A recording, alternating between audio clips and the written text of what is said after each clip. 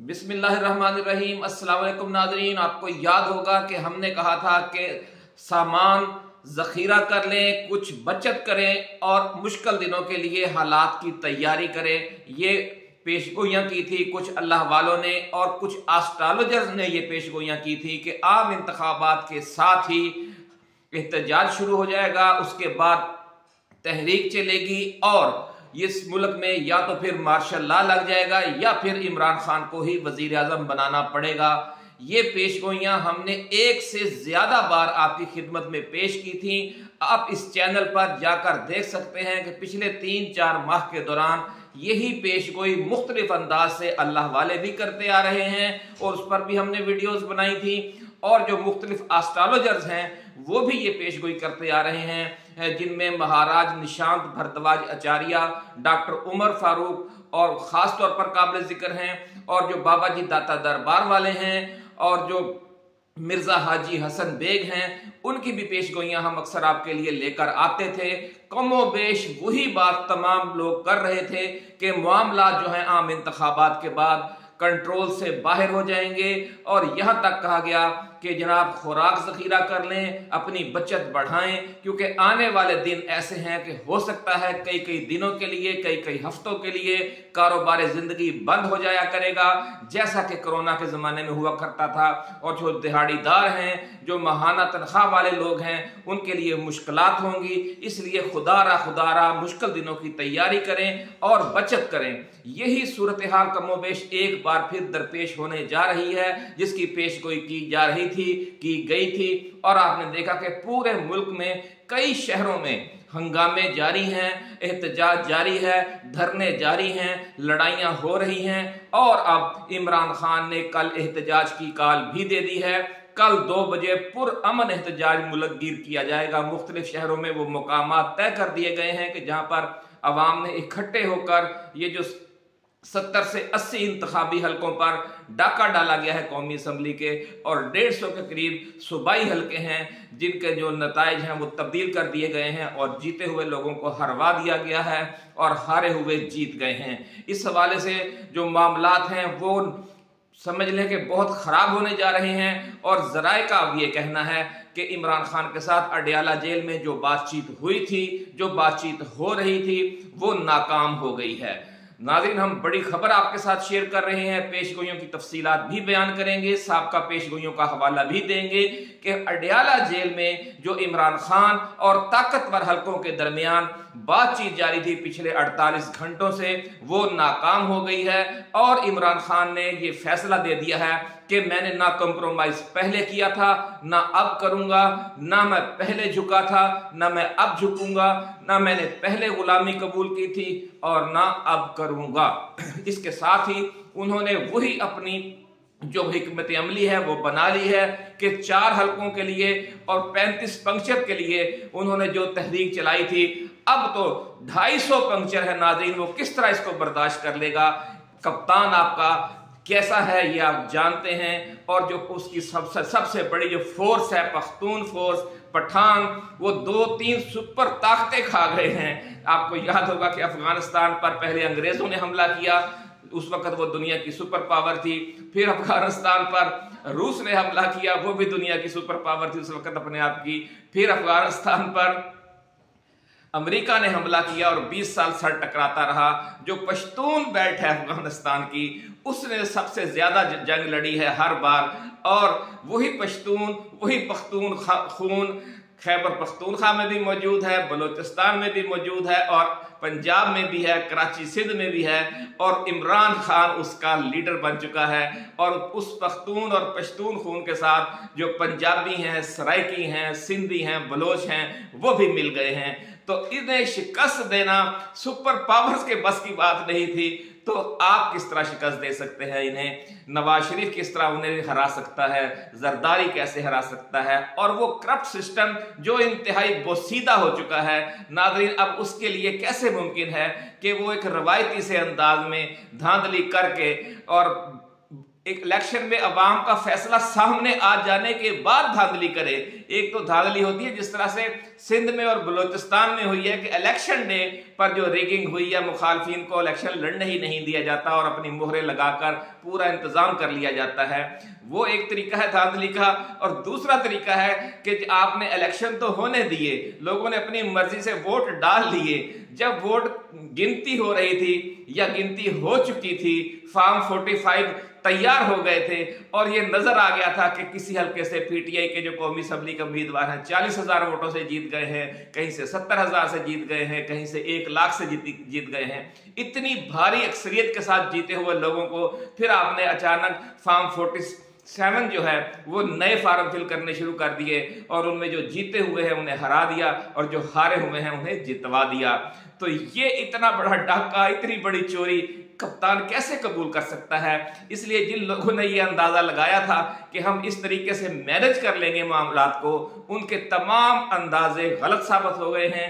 और ताजा तरीन खबर अडयाला जेल से ये आई है कि कप्तान ने साफ इनकार कर दिया है और उसने कहा है कि मुझे अपने वो 170 से लेकर 180 तक जितने भी उसके हल्के हैं जहां से उसके उम्मीदवार जीते हुए हैं, उसका खान ने साफ कह दिया कि मुझे फॉर्म 45 के मुताबिक कौमी असम्बली और चारों सूबाई असम्बलियों के नतायज चाहिए। हर फॉर्म 47 फॉर्म 45 के साथ मैच करना चाहिए। अगर ऐसा नहीं होगा तो मैं इस सिस्टम को, इन आम इंतखाबात को कबूल नहीं करूंगा। इस हवाले से नाज़रीन इब्तदाई जो है कॉल वो कल 2 बजे के लिए दी गई है और ये सख्ती से कहा गया है कि आपने पुरअमन रहना है हर सूरत में। लेकिन आपको पता है कि जब एहतजाज होता है तो उसमें घुसपैठिए भी दाखिल हो जाते हैं, उसमें दहशतगर्द भी अपनी कार्रवाई डाल जाते हैं, तो फिर ये खाक और खून का खेल शुरू हो जाता है। हमारी दुआ है कि अल्लाह रब्बुल इज़्ज़त इस सूरत हाल से हमें बचाए। फिर ये साजिश भी हो सकती है कि एक और 9 मई बर्पा कर दिया जाए, किसी तरीके से गेम डालकर लोगों को इश्तियाल दिलवाकर कोई उसमें घुसपैठिए दाखिल करके कहीं ना कहीं कोई फसाद खड़ा कर दिया जाए, कोई कानून नाफज वाले इदारों की तरफ से कुछ लोगों की शहादतें हो जाएं या मुजाहिरीन की तरफ से कुछ लोगों की शहादतें हो जाएं। क्योंकि जब इस तरह के दुश्मन साजिश करता है, दुश्मन आपको पता है पाकिस्तान के अंदर भी है, पाकिस्तान के बाहर भी है, दहशतगर्द तंजीमें पाकिस्तान के अंदर भी हैं और उन्हें फंड करने वाले, उन्हें तरबियत देने वाले और उन्हें लॉन्च करने वाले हमारे हमसाया मुमालिक में बैठे हुए हैं। मुख्तलिफ हुकूमतें हैं, मुख्तलिफ तंजीमें हैं, मुख्तलिफ इंटेलिजेंस एजेंसियां हैं, आलमी इस्तेमार है, उसके अपने मफादात हैं। तो अब ये मामला अगर गलियों और बाजारों और सड़कों पर जाएगा तो इसमें और बहुत सी कुव्वतें इन्वॉल्व हो जाएंगी और फिर वही मंजर होगा जिस तरह हमारे एस्ट्रोलॉजर्स बता रहे थे। खास तौर पर मैं आपको याद दिलवाऊंगा, वीडियो पड़ी है, आप जाकर चेक कर सकते हैं कि मारूफ भारतीय एस्ट्रोलॉजर महाराज निशांत भारद्वाज आचार्य ने ये वाज़ेह और 2 टोक पेशगोई की थी कि आम इंतखाबात के साथ ही एहतजाज शुरू हो जाएगा मुल्क में 2-3 दिन के अंदर और उसके बाद मुजाहरे शुरू हो जाएंगे, फिर तहरीक चल जाएगी, फिर तशद्दुद होगा, जलाओ घिराव तक मामला जा सकते हैं और उसके बाद या तो मुल्क में मार्शल लॉ लग जाएगा या फिर इमरान खान को हुकूमत देना पड़ेगी। ये नाज़रीन पेशगोई उनकी है और ये पेशगोई तो बाबा जी दाता दरबार वालों ने आज से 4-5-6 माह पहले से कर रखी है कि पाकिस्तान में अब नवाज शरीफ के वजीर आज़म बनने का कोई इम्कान नहीं है, या तो मार्शल लॉ लगेगा और मुल्क एक बार फिर तवील अरसे के लिए जमहूरियत से महरूम कर दिया जाएगा और या फिर इमरान खान हुकूमत में आएंगे, वो एक ताकतवर वजीर आज़म बनकर आएंगे। और वो ताकतवर तो आपने देख लिया कि 175 या 178 कौमी असम्बली की नशिस्तें फॉर्म 45 के मुताबिक पीटीआई जीत चुकी है, उसके आज़ाद उम्मीदवार जीत चुके हैं। इसी तरह पंजाब असम्बली में भी भारी अक्सरियत है, खैबर पख्तूनख्वा असम्बली में भी भारी अक्सरियत है और बलूचिस्तान में भी आज़ाद उम्मीदवार और छोटी जमातों को मिलाकर कोई भी सियासी जमात हुकूमत बना सकती है। वहाँ का एक खास कल्चर है क्योंकि वहाँ पर किसी भी जमात को सादा अक्सरियत के करीब भी नशिस्तें नहीं मिली। इसलिए सूरत हाल नाज़रीन बहुत नाजुक हो गई है और जो कॉल दे दी है इमरान खान ने 2 बजे कल, और उसके साथ जमात इस्लामी ने भी कॉल दे दी है। और आपको पता है कि कराची में क्या सूरत हाल है, क्योंकि MQM को जितवा दिया गया है जिसके उम्मीदवार तीसरे या चौथे नंबर पर थे। जो पहले नंबर पर आने वाली जमातें हैं, जो दूसरे तीसरे नंबर पर आने वाली जमातें हैं, उन सबको हरा दिया गया है। इसलिए कराची में भी शदीद इश्तियाल है, खैबर पेशावर में भी शदीद इश्तियाल है, पंजाब के मुख्तलिफ शहरों में, लाहौर में, रावलपिंडी में, इस्लामाबाद में भी इश्तियाल है, और मुल्तान में भी सूरत हाल इंतहाई नाजुक है। इसलिए तमाम बड़े बड़े शहरों में कल से सूरत हाल नाजुक होने जा रही है। इसलिए हमने आपको वो अपनी साबिक़ा पेशगोइयाँ भी याद करवाई हैं कि जिस तरह आपसे कहा गया था कि बचत करें, मुल्क के हालात किसी भी वक्त ख़राब हो सकते हैं, इसलिए बचत करें, खाने पीने की चीज़ें खरीद कर रख लें, क्योंकि ऐसा भी हो सकता है कि कई दिनों के लिए या कई हफ्तों के लिए जो कारोबार ज़िंदगी है वो शदीद मुतासिर हो जाए। क्योंकि अल्लाह वालों का ये कहना है कि अगर इमरान खान का रास्ता रोका गया, ये बाज ना आए, इम्पोर्टेड सरकार 2 जो PDM 2 सरकार कायम करने जा रहे हैं, उन्हें रज़ाकाराना तौर पर पीछे हट जाना चाहिए। उन्हें अपनी शिकस्त जो अवाम का फैसला उन्हें मान लेना चाहिए और हुकूमत से कहना चाहिए और इस्टेब्लिशमेंट से कि जनाब हम हार गए हैं, इलेक्शन इमरान खान जीत गया है, आप उसके साथ बात करें और उसको हुकूमत दें, ताकि मुल्क जो सियासी और मुआशी इस्तेहकाम तक पहुंच सके और अगला जो हमारा फेज है वो बेहतर हो, इस बहरान से निकले, सियासी बहरान से, मुआशी बहरान से। क्योंकि इस वक्त पाकिस्तानी कौम पर जितना कर्जों का बोझ है, अगर ये मईशत बेहतर न हुई तो फिर ये बोझ मजीद बढ़ेगा और इतनी महंगाई, इतनी बेरोजगारी, इतनी अदम इस्तेहकाम, ऐसा जो रुपए की बेकदरी हम मजीद बर्दाश्त नहीं कर सकते।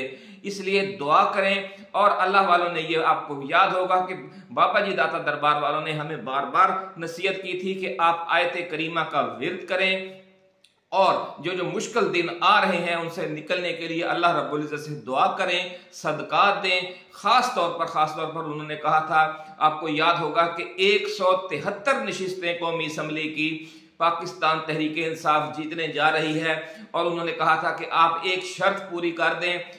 वो शर्त ये थी कि 60% आप टर्न आउट ले आए, लेकिन ये शर्त 60% वाली तो पूरी नहीं हुई, लेकिन सीटें तकरीबन उतनी ही वाज़े बर्तरी के साथ आ गई हैं।